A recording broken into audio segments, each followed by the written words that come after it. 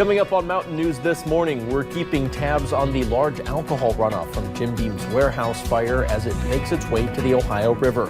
And flash flooding took a toll on 2 Kentucky counties over the weekend, leading to some serious need for people to be rescued from their own homes.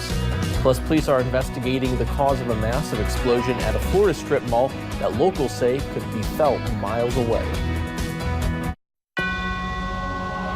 Dedicated to Eastern and Southern Kentucky, this is WYMT Mountain News This Morning.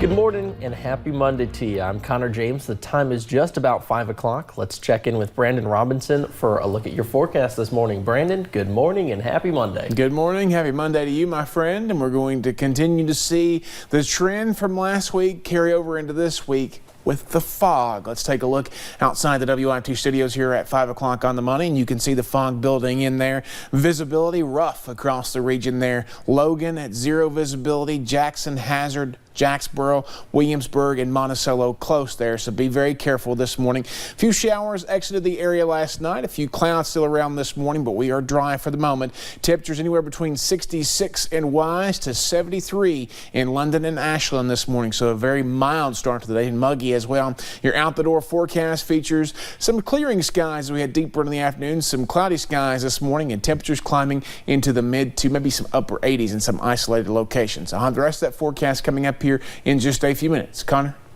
All right, thanks, Brandon. Well, happening today, a Whitley County murder suspect is due back in court for a preliminary hearing.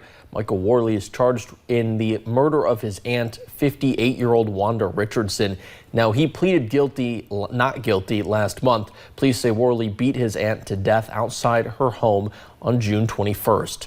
Also today, a man accused of a different Whitley County murder will be in court in Knox County. Nicholas Rucker will be arraigned after being captured last week. He was on the run for nearly 2 months. Today's arraignment is for charges related to him running from police. Rucker is accused of killing his girlfriend Vicki Connor back in May. He was arrested in Corbin last Thursday. Well, flooding took a toll on some areas in Bell and Knox County yesterday. In one Knox County community, officials say people had to be rescued from their homes.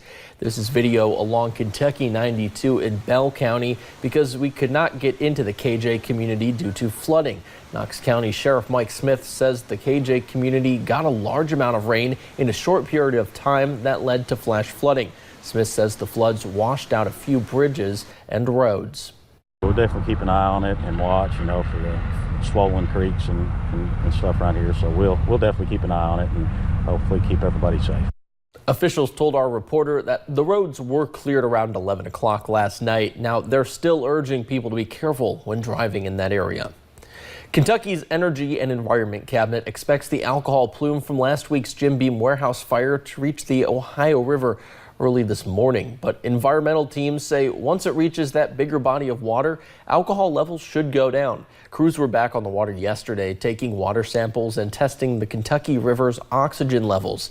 They say the runoff from the fire led to extremely low oxygen levels in the water, killing thousands of fish.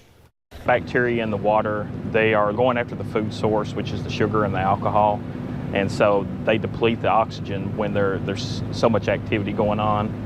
Fish start becoming distressed and then they eventually die. Crews tell us water levels have returned to normal from Frankfort up to Monterey. They say the nearly 24-mile alcohol plume has moved from Owentown to Carlton.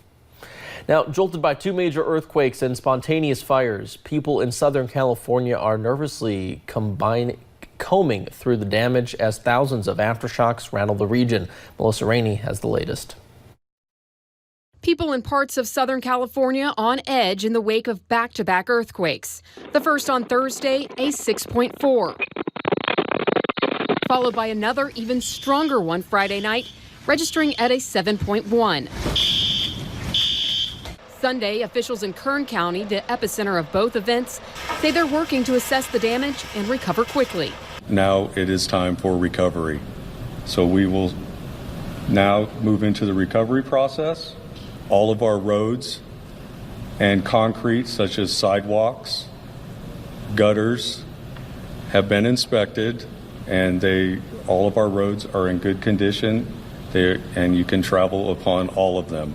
Officials say there are no fatalities or major injuries. We're successful in the operation, and any time that we can, go through a 7-point earthquake and we do not report a fatality, a major injury, did not suffer structural damage that was of significance, I want to say that's a blessing and a miracle. Residents near Ridgecrest have experienced over 3,000 aftershocks in the past 3 days, leaving people uneasy as they try to resume a sense of normalcy.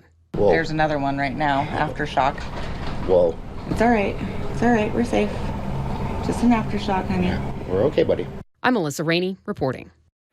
Now, Governor Gavin Newsom declared a state of emergency for Kern County on Thursday and for San Bernardino late Friday. President Trump has approved an emergency declaration for the region, meaning federal funds will be available to help in the recovery. And a tornado briefly touched down near Philadelphia on Saturday, with winds strong enough to flip over this parked car. It also caused some roof damage on a warehouse nearby. The tornado dissipated shortly after. Police say no injuries were reported. And 21 people were injured when an explosion erupted at a strip mall in Plantation, Florida on Saturday. Authorities believe it was a gas explosion, but the cause is still under investigation. The impact sent large pieces of debris about 100 yards across the street. Video from a Nest camera outside a Plantation home captured the sound of a massive explosion inside the Fountain Shopping Center just before noon. Just a big boom, lights went out, all the ceiling tiles came down on top of us. Everybody started screaming. There was dust everywhere. K-9 crews searched through the rubble for anyone who may have been trapped underneath. When the search was complete, a total of 23 people were injured. 19 of them rushed to the hospital. One person was seriously injured. Crews, relieved to find that no one was killed from the blast, felt from miles away. Well, thanks for getting your day started with us here on Mountain News this morning. Still to come, a Lithuanian man and his wife have won the World Wife-Carrying title. Yes, wife-carrying title. We'll have more on how they did it. Watch out for some fog this morning, but overall, I think today should start to improve quickly, especially by the afternoon. I have the full forecast in about 3 minutes.